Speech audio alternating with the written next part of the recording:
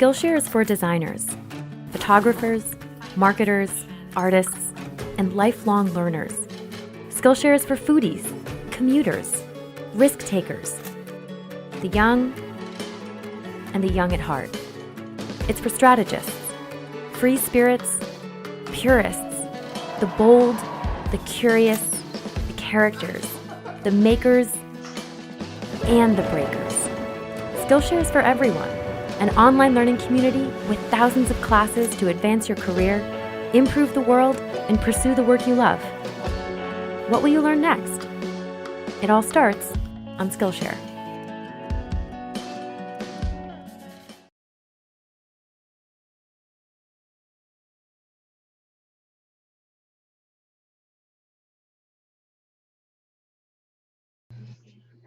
In this lecture, we're going to be speaking about pronoun errors, and more specifically, where it is that we often make errors. And a pronoun error is very often, or most often, an error of case, though sometimes it's an error of number, and we'll talk about that too. An error of case is something like what we see here, something that the Cookie Monster of the Sesame Street was often heard to say, "Me want cookie." So of course we understand that as being a mistake, and the reason that it's a mistake is me is the first person objective pronoun, when as an object of a verb it should be the subjective pronoun that we use. I want a cookie. Or to carry this transgression against pronouns even further, if someone said, "Him gave cookie to I," we'd recognize that as a mistake, or actually two mistakes. So, he gave a cookie to me would be the correct form. Anyway, so we'll be looking at items like this, and don't think that the mistakes that occur are as obvious as this, because they aren't. And very often where they occur, as I've talked about before, is they occur in more complicated constructions, and there's a pattern as to where we might see them. But anyway, as we go forward, I hope we can illuminate these issues, and so you learn not to make the mistakes and to use your pronouns correctly.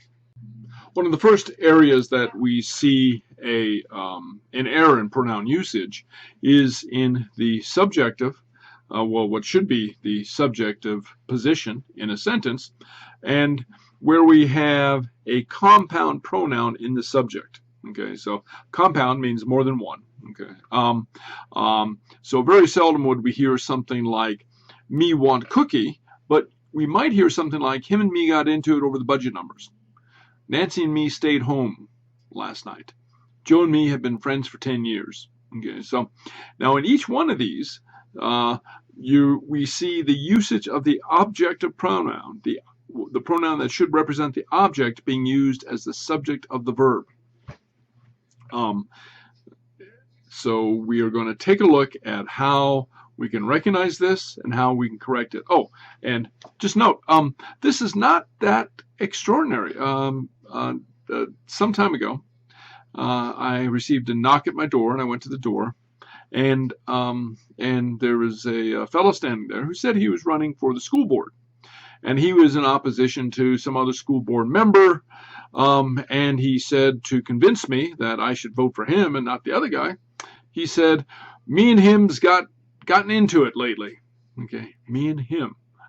So my immediate thought was, me will never vote for you for a member of the school board. Okay, so anyway, it's quite common. It's quite common that we hear this. And also, the "Joe and me have been friends for 10 years, that type of formation is also something that we hear in speech, in colloquial speech. That is an everyday, relaxed speech. But it's not something that we can use in our formal writing. We have to get it correct. Anyway, so as we go forward, I'm going to be talking about how we can assure that we don't make this disastrous mistake in our writing. Something to remember is that the pronoun is always the same, whether it's by itself or with other pronouns or nouns. Okay, so, and this will lead to a very important rule and what's called a test to see if we're using the correct pronoun. So remember, if it's wrong by itself, it's wrong in combination with anything else. Okay, it doesn't change what we should start to recognize now as case if we have it in combination with other nouns or pronouns. Okay, so keep that in mind. We'll go forward and I'll introduce you to the drop test in regards to pronoun usage. The drop test is a wonderfully efficient and informal, not technical, way to test whether your form is correct. Okay, so and to see it, all you have to do is drop out parts of the sentence and isolate the item that you have in question. So, for instance, we have the sentence, Nancy and me stayed home last night. Is that correct? Or would it be Nancy and I stayed home last night? Okay, so maybe you know the answer, and if you do, just follow along because the general principle remains the same. Okay, so what you do is you drop out the complicating items. Okay, so we don't have any issue with Nancy, right? Nancy is correct no matter what. Nouns don't change, whether they're in the subjective or objective form. But pronouns do. So, and as we drop out Nancy, we can now compare the two sample sentences, me stayed home last night or I stayed home last night. So I hope that you'll hear now that the I stayed home last night is the correct form. And hence, it would be Nancy and I stayed home last night. Because remember the rule that I just stated above. The pronoun does not change from the compound to the isolated. Okay, so that is, if you have the pronoun in combination with something, it's the same as if it were isolated. So if it's I stayed home last night, it's Nancy and I stayed home last night. So I hope that's clear, and we'll continue to refer to the drop test as we go forward, because in many different instances, not just this, it's a wonderful tool. So here we have another example of the drop test, or another instance in which we can apply the drop test. So say we have the sample sentence, him and me argued over the budget numbers. So is that correct? Well, take a look at the sample sentences we have here in which we isolate the pronouns. Would we say him argued over the budget numbers or he argued over the budget numbers? And likewise, would we say me argued over the budget numbers or I argued over the budget numbers? Okay, so as you sort that out and you make your choices, we'll go forward to the next slide and we'll see which one is correct. Here we have the answer. Okay. I started myself. So in each case, we'll see that he argued over the budget numbers and I argued over the budget numbers is the usage that we should employ when we isolate the pronouns. And so remembering the rule that the pronouns do not ever change from an isolated usage, that is using it singly, to using it in combination with any other noun or pronoun, the correct form of the sentence would be he and I argued over the budget numbers. Okay, so I hope that you see from that the drop test is wonderfully useful, and as I said, we'll continue to refer back to it as we go forward. The second area of mistake that I'm going to address is confusion of the objective case. This is where the pronoun is being used in the place of the object of the verb, and sometimes where we would not make a mistake if the pronoun were being used by itself, we get confused if we use it in combination with other items. And so the example that I have here is, after the presentation, the orientation counselors showed Rachel, Fernando, Tom, Lee, and I around the college. So is that correct? Well, again, using the drop test, we can isolate the pronoun and test it. So would you say the orientation counselors showed I around the college, or the orientation counselors showed me around the college? Well, I hope that you say they showed me around the college. They showed me around the college. And so, and if that's the case, well, whether it's the case or not, but it is the case that is correct. And so the complete sentence would be, they showed Rachel, Fernando, Tom, Lee, and me around the college. Again, using the drop test, which is wonderfully useful. But again, this is the second place where we have mistaken pronoun usage in some frequency. Here's another instance where we would use the objective form of the pronoun. We haven't talked about prepositions yet, but the preposition, those little words that give us location in reference to the box, in the box, to the box, under the box, words like this. They always take the objective case. Okay, they always take the objective pronoun.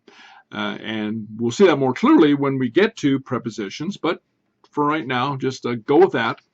And so we would have a sentence, perhaps, to Susie, Fred, Hugh, Rush, and I, the movie was kind of lame. So the question is that correct?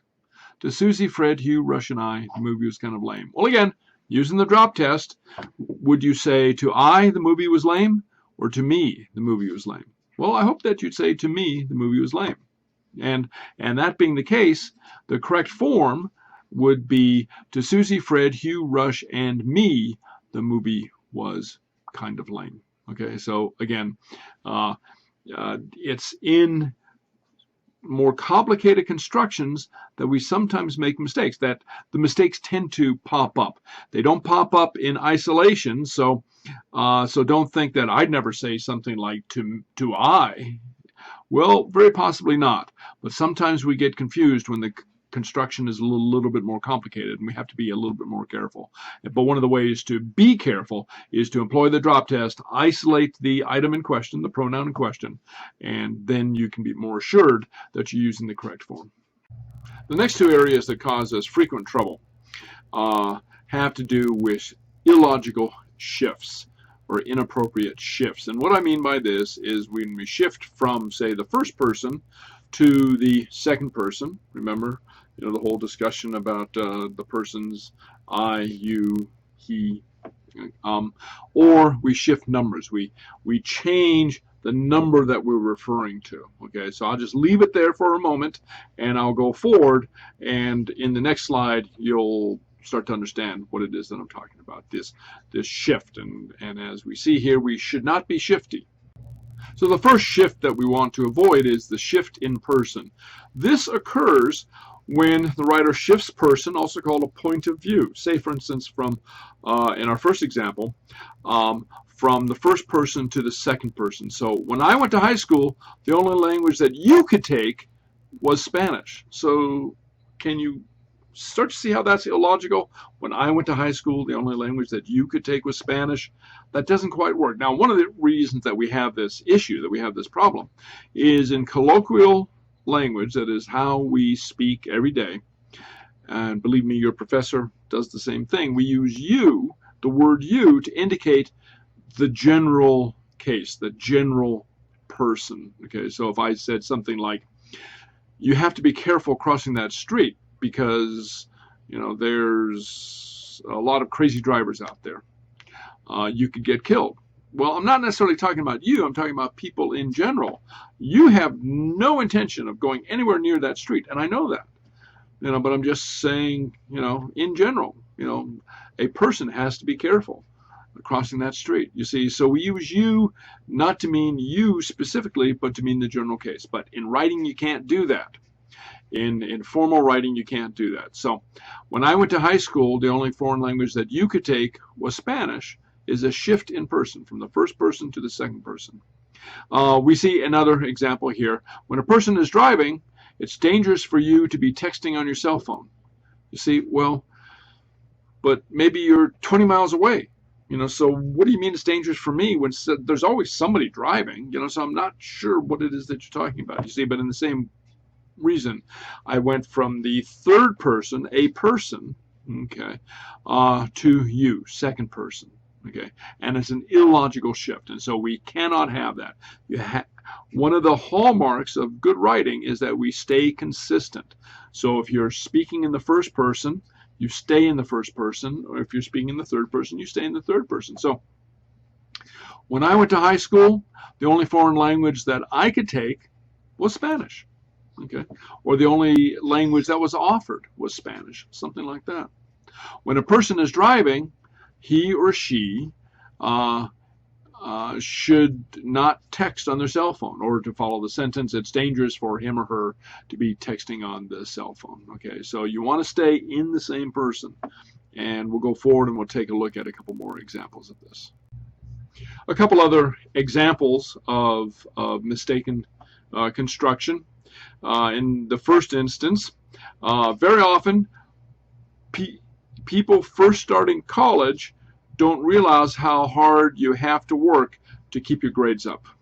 Okay, so now notice people is third person plural and you is second person, either singular or plural. And so we have a shift there. We have this illogical shift. They're starting college. I'm not. So why do I have to work hard? Okay. So anyway, also when an athlete wins the gold medal, you always feel a sense of accomplishment. Well, that's his medal. He won it. I mean, I don't feel a sense of accomplishment. I might enjoy watching his performance or her performance, but I don't feel a sense of accomplishment. So you see, we have this illogical shift, and in each case, you should stay consistent. So when an athlete wins the gold medal, he or she always feels a sense of accomplishment. Or in the first instance, very often people first starting college don't realize how hard they have to work to keep their grades up. Okay, so a couple other instances where we have this illogical shift in person. Another area of frequent mistakes is in that of a shift in number, and that is when we mean to be referring to an individual, a singular entity, and we shift to the plural. Okay, so we're shifting from the singular to the plural, but not for a logical reason. It's not as if we're speaking about one person here and then we want to reference a group of people. We're actually speaking about the same individual, but for some reason we shift to the plural form in referring to that one person. So in the next couple slides, we'll see how it is that these mistakes develop and what we can do to guard against them. So here we see a couple of incorrect usages of the pronoun involving a shift in number. So take a look at these sentences and see if you can figure out, before I explain, why they're incorrect. So the first one is, if anyone wants pizza, they should bring their plate up to the table. Okay, that's example number one. Everyone should pick up their books and go home. Okay, so what's wrong with those? Well, the clue is in the what's called the indefinite pronoun, the anyone or the everyone. How many is involved in anyone? Hint, one. Okay, anyone or everyone. That's singular. But how many is they? Well, they is the plural pronoun.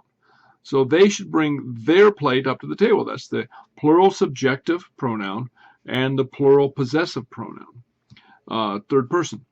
And the same in the second example as well.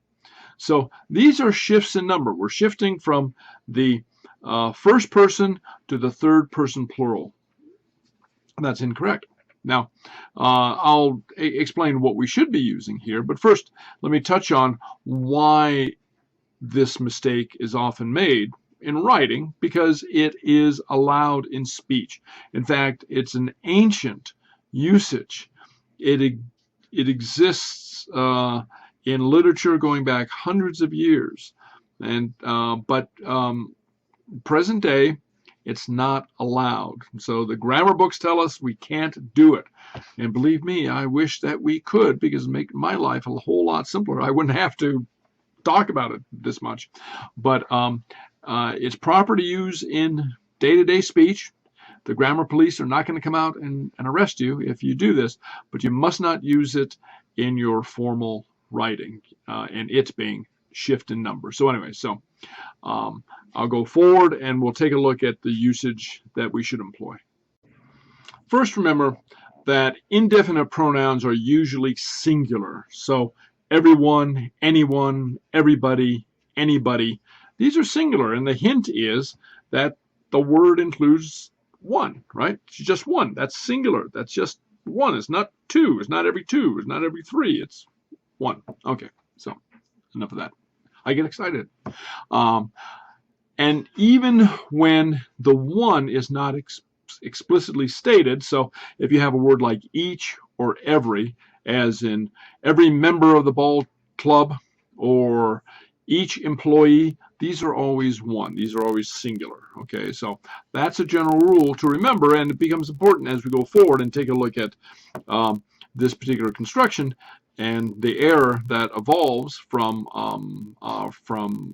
the misuse of the singular indefinite pronoun. A couple of examples here of the correct usage of the singular and avoiding the shift in number that often evolves from using the indefinite singular pronoun. So take a look at the first instance that I've marked incorrect. Somebody left their keys on the table. Now, you'd say that. I mean, I'd say it. Somebody left their keys on the table. They're not getting home tonight. So very possible to say. But it's not correct in writing. So there's a distinction between what's correct in writing and what's correct in speech. And in writing, you should say somebody left his or her keys on the table. And there's a reason for the his or her that we'll get to later. But for right now, you want to just remember to stay gender neutral. And you don't know if it's a man or woman, boy or girl, who left keys on the table, so you say his or her. Another example, anyone who expects service here should have their head examined. Well, we should know by now that that is incorrect. Any one is how many? Hint, one. Okay, any one. And how many heads does a singular individual have? Well, as far as I've been able to tell in my many years on this planet, each person has only one head. Okay, so anyone who expects service here should have his or her head examined. Okay, got that? Okay, so avoid the shift in number. Remain consistent in your application of numbers. Okay, in your application of the consistent pronoun usage in your sentences. There's one other way to avoid the singular plural shift. As we were talking about earlier, the first way is to go all singular. Okay, go single.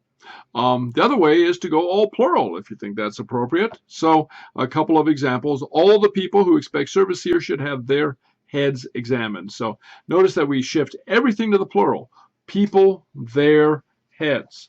Or all taxpayers should pay their taxes on time. Okay, taxpayers plural, their plural.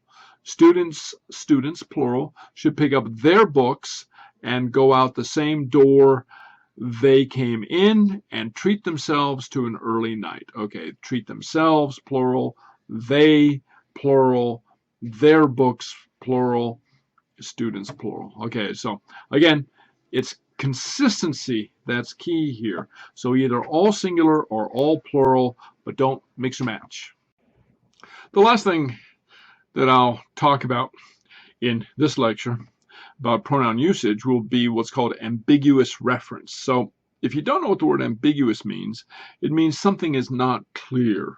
It could have two meanings, or it can have many meanings. It's ambiguous. It can't be seen clearly.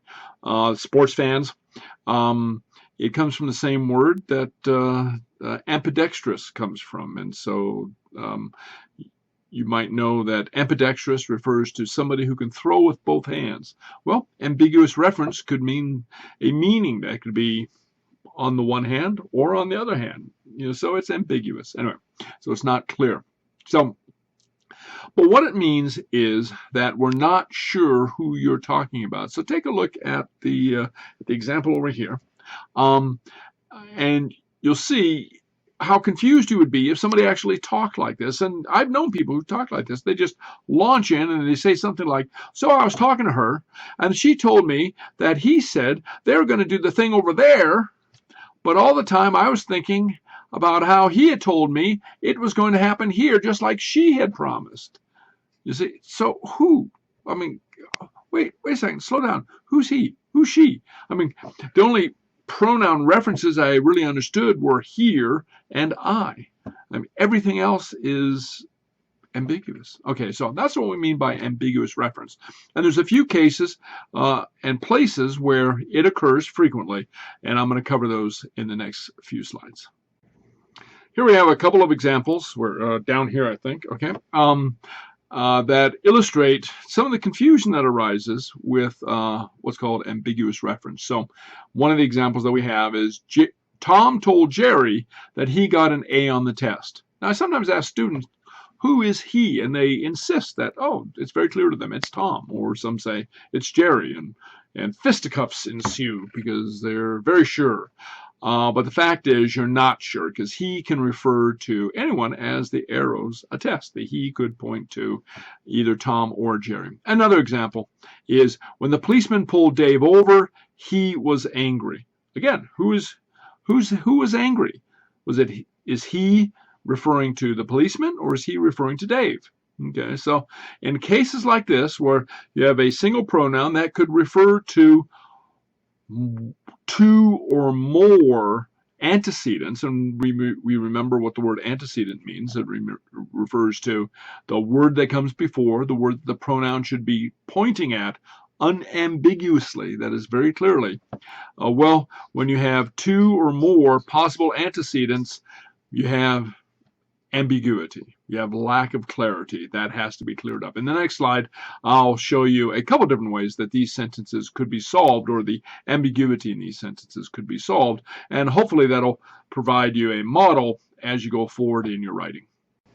Here we have a couple of examples down below now, how these sentences or the previous sentences could be rewritten for clarity. One thing to note is that when a possible correction is offered, keep in mind that there's probably many different possible right ways to write a sentence. And for reasons of space and time, we can't go into all of them, but there are more than one possible ways. Anyway, so here's a couple different ways. In the Tom and Jerry sentence, you could make a direct quote out of it. Tom told Jerry, quote, I got an A on the test. Okay, you could, unquote, of course, you could write the sentence like that. In the angry policeman, or angry Dave sentence, you could write, Dave was angry when the policeman pulled him over. You see, so you've named Dave as the one being angry, and him has to refer to Dave because it can't be that the policeman is pulling himself over. Okay, I mean, policemen don't go around pulling themselves over, you know, pull over there, you know, I'm driving too fast, I'm going to give me a ticket. No, that doesn't happen. Okay, anyway, so Dave was angry when the policeman pulled him over. You see, so we shift the sentence around a little bit and we eliminate the ambiguity. Another kind of ambiguous reference, which is perhaps more common than the he, she, it, they example above, is just simply somebody refers to an ambiguous they, an unclear they. The streets are full of potholes. They should fix them. Well, who do you mean they? Who do you have in mind as fixing them? Now, I know that we talk like this, and very often in casual everyday speech, we can get away with such lack of clarity. But you can't really write like that. You say they should fix them. Do you mean the city? Do you mean the county? Do you mean the Department of Transportation? Do you mean the country? I mean, what? You know, I mean, who do you mean by they? Or they should make movies that we can take our kids to. Okay, again, who's they? Directors, producers, Hollywood studios, or studios outside of Hollywood, Bollywood studios, studios in London. Who is they? Who exactly do you mean by they? Anyway, so be careful when using this this ambiguous reference to the mysterious they, because it's not clear. And again, you can get away with it in speech. Nobody calls you to account, but in writing, they do. So you have to be careful. So that's it for pronouns, at least for this lecture. There's one more short lecture in which I'll pick up some tag-ins and some what the Brits call one-offs.